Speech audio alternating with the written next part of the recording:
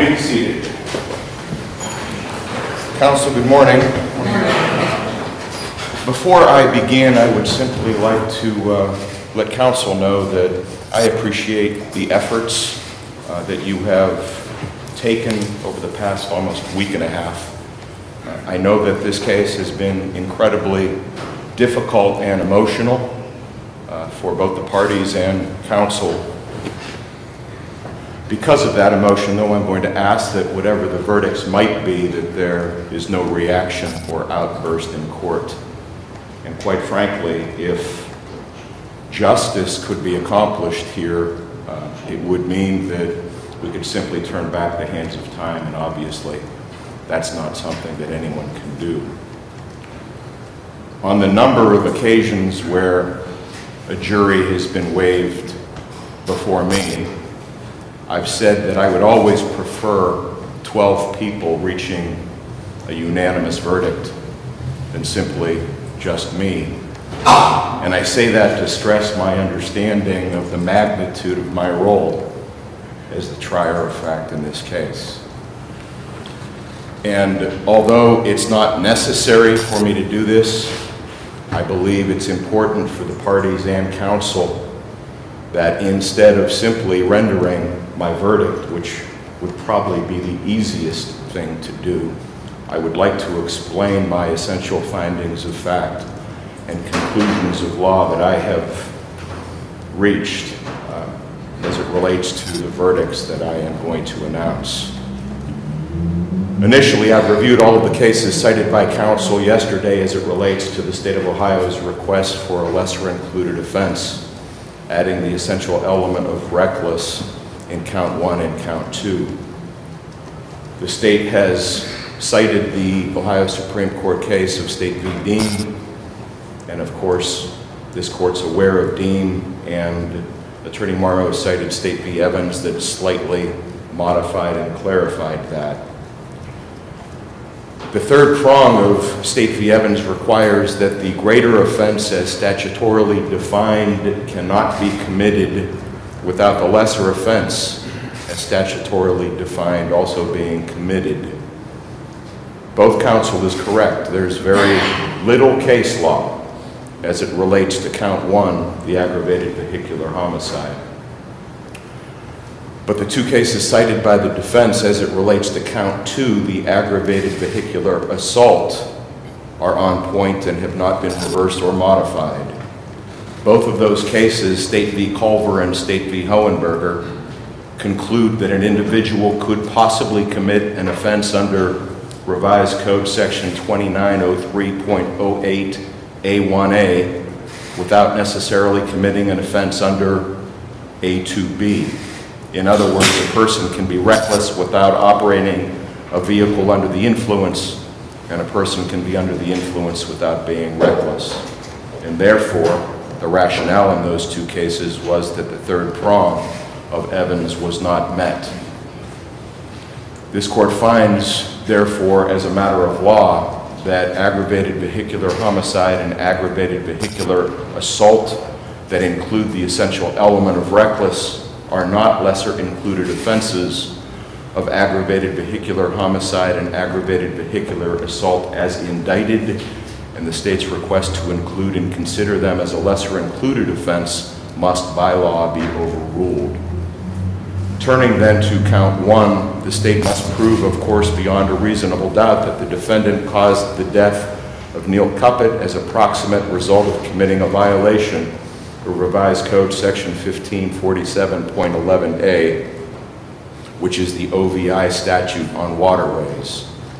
In order to prove this essential element, the state must establish beyond a reasonable doubt that the consumption of alcohol so affected the nervous system, brain, or muscles of the defendant so as to impair to a noticeable degree his ability to operate the watercraft. That is directly from OJI, and I have considered the entire instruction, although I have not read all of it now.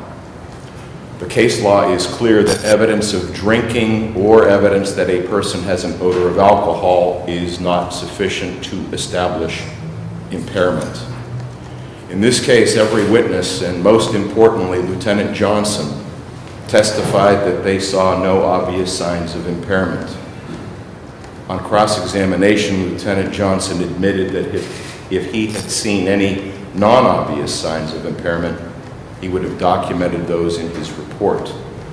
He stated that the defendant walked fine, talked clearly, was coherent, cooperative, there was no odor of alcohol, and he was not staggering. He advised other officers to document the scene relative to the defendant's ability to negotiate the steps in the dock, and stated that he did not see any signs of intoxication. This court must find that there's no evidence that would enable a trier of fact to determine beyond a reasonable doubt that the defendant violated Section 1547.11 or any comparable municipal statute, and as a result must find the defendant not guilty of aggravated vehicular homicide in count 1. This court then deliberated further to determine the lesser included offense of whether the defendant, while operating a watercraft, negligently caused the death of Neil Cuppett. The defendant admitted that he operated his watercraft over the posted speed limit. Specifically, he knew that the speed limit was 10 miles per hour at night, and he estimated his speed between 20 to 25 miles per hour, and as a result, the defendant was negligent. The question remaining is the essential element of cause. The defense has raised the issue of the lighting on the Bassmaster as a cause or other factor leading to Neil Cuppett's death. In State versus Filchock, F-I-L-C-H-O-C-K, cited as 166 Ohio App 3rd 611, that court found that a defendant cannot be relieved of criminal liability merely because factors other than his actions contributed to the death, provided such other factors are not the sole proximate cause of death.